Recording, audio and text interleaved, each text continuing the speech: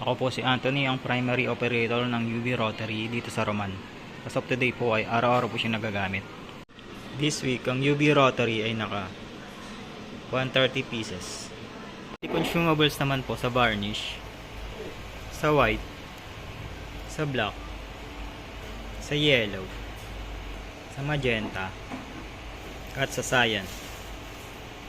At ito naman po ang aking ink supply. Ito naman po ang printer head. Ito ang cupping head. Ito naman po ang ground wire. At ito naman po ang AVR. Ito naman po ang head clean. Ito naman po ang tamang pag nozzle check.